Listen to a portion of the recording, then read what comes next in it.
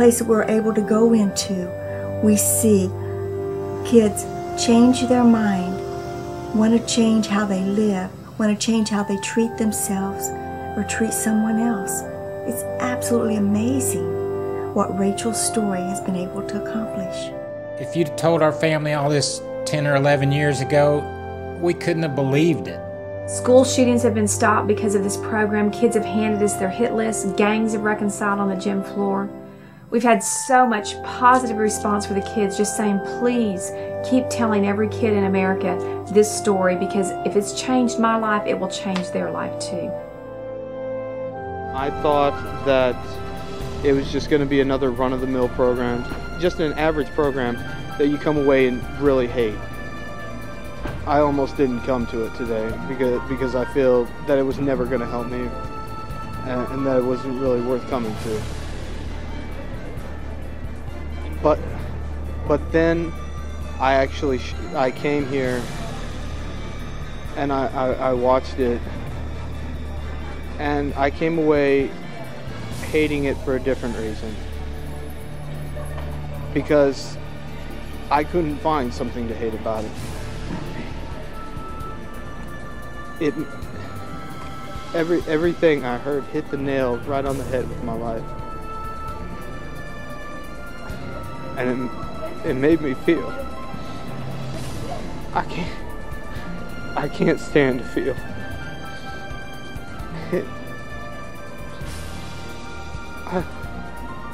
I don't know.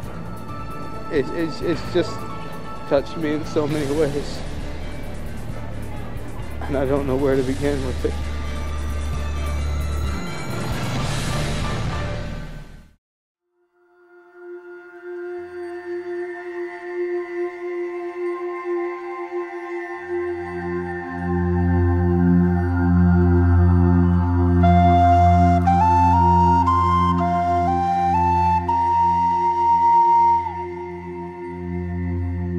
If you would have told us when this first happened 12 years ago that something good could come out of it, we wouldn't have believed you. 17-year-old Rachel Joy Scott was just that. Everybody says it. We've seen all the news stories where they all say, her friends, that she was a joy. At first there was the Oprah Winfrey Show, then Larry King and Dateline and the Today Show, and on it went. 5 books have been written to date about Rachel's life, 1 in 15 different languages. There were senators and congressmen opening doors to their states, Governor Rick Perry in the state of Texas opening up, and just on and on this thing just grew and grew and grew. Maybe you're still tender enough to where you say, you know, I'll take a chance, I'll take a risk, I'll be a world changer, I'll sacrifice, I'll do what it takes to make the world a better place. That's what we came today to tell you, and we believe you're it. No, I think the greatest reward has been the hundreds of thousands of students and just thousands and thousands of emails and letters and cards, you know, hundreds of suicide notes from kids that are still living. There's been school shootings that we know have been stopped. And these notes we've received from kids saying, I'd planned to blow up my school, but now you've changed my life and saved a bunch of kids' lives here at my school and saved mine. Thank you. The one person that put all of this in motion was my daughter, 17-year-old Rachel Joy Scott. Who would think one person would have this much impact on so many people? Nobody wants to get the phone call we got that day on April the 20th of 1999 saying there's a school shooting at the school that your kids go to. And we can find your son. But we don't know where Rachel is. We can't find her. 911. There's kids in Columbine with guns and grenades. Stopped in a top possible shots fired at Columbine High School, 6201 South Piers, 1 female scout. He's hit near the spine. He's hit bleeding. He's not bleeding profusely. Okay, give me. They took my sister, who had a lot of potential, and she had a lot of dreams and a lot of passion, and she made a difference in a lot of people's lives.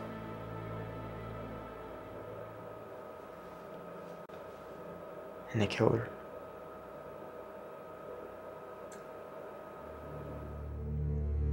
You know, well, at first, the whole situation just seemed hopeless. I mean, like a complete waste of an innocent person's life.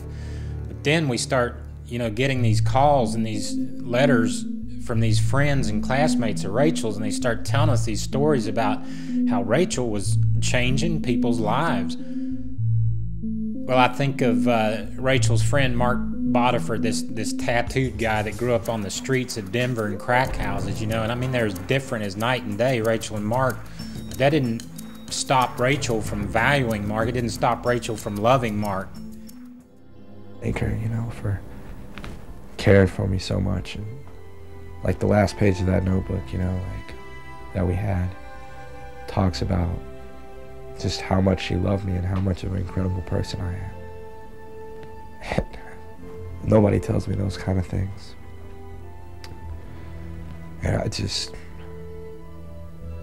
give her a hug, Tell her thanks for the inspiration she's been in my life. A 21-year-old tattooed freak, so to speak. Then there was a guy named Adam Kyler. Adam was a 17-year-old junior there with Rachel, but Adam was a really special guy.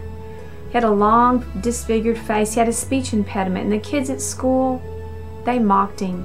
They named him Adam the Alien. But Rachel didn't treat him that way. Rachel treated him like a brother. She was so kind to him. Here's what he had to say.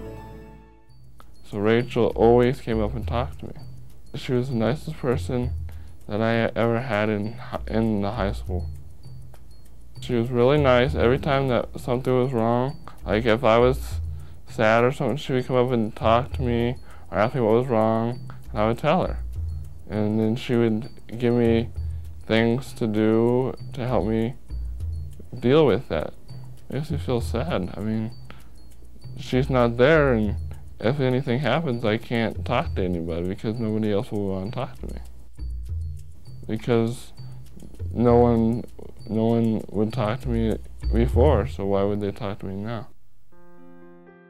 One of our favorite Rachel stories is what we've come to call the lunchroom girl, and this little student at Columbine, it was her first day at the school, and Rachel had a pretty big impact on that girl's life that day. Listen to this. Amber sat down here in the cafeteria at a table by herself. She said she felt it was the worst day of school. She was still grieving over the loss of her mom, and she felt that nobody knew about it or even cared. Rachel and some of her friends were sitting at a table close by. Rachel glanced over and saw Amber sitting all alone. Amber said Rachel got up and left her friends and came over to where she was sitting.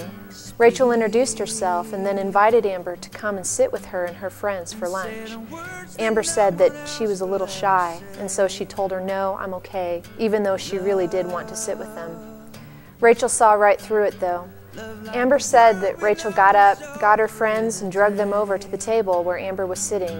I'm going to show you love in every language. And instantly, Amber's worst day at school became her best day. Some of Rachel's writings were absolutely amazing. Now that we can look back on what was going on and what would take place on that day, we knew that God literally was getting Rachel ready for the events of April the 20th, 1999. And he did this through having her write certain things. She was writing her deepest thoughts and her deepest feelings. And some of it was so prophetic she didn't understand or know, but what she was writing were things that was literally going to happen to her before she died. On May the 2nd of 1998, now Rachel would have only been a sophomore when she wrote this, so she wasn't writing about school or anything like that, but she writes one line in her journal, that this will be my last year, Lord. I have gotten what I can, thank you. And then 2 weeks before she died, she wrote another very dark poem. It talks about, I'm dying.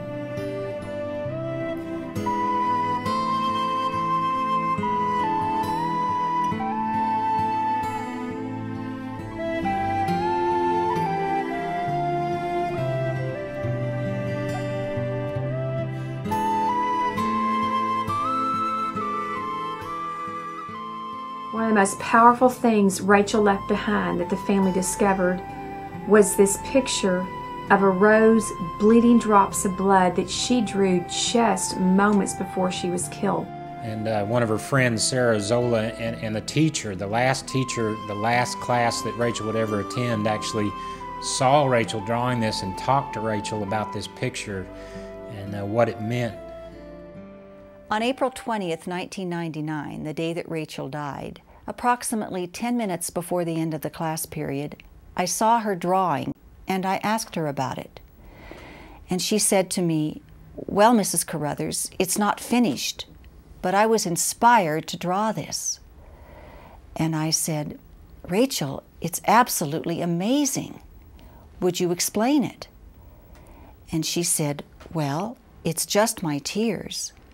I'm crying." Then she looked at me and said, "Mrs. Carruthers, I'm going to be an impact on the world." And I looked back at her and said, "Rachel, I have no doubt of that." Was she an impact on the world? I think so. I'll let you decide. If there was just a little bit of Rachel in everyone's heart, God, just imagine how different our world could be. Alright guys, we gotta get back to class, but one thing I want to say is our government doesn't want prayer in school. Look at this.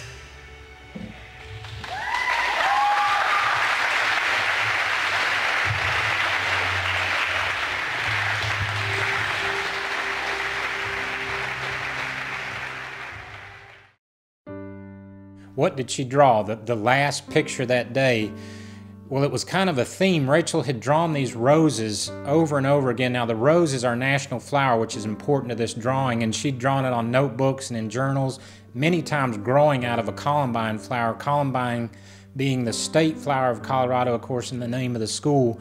This morning, for the last time, she draws this rose and it's bleeding drops of blood, and then above it, she adds something new. She adds tears and eyes crying these 13 big teardrops. Now, 45 minutes later, there would be 13 victims. Rachel would become one of those teardrops. Take this cup from me. Hate did not win on April the 20th of 1999. Not my will, my Father's will be done. Love won. As I start to bleed,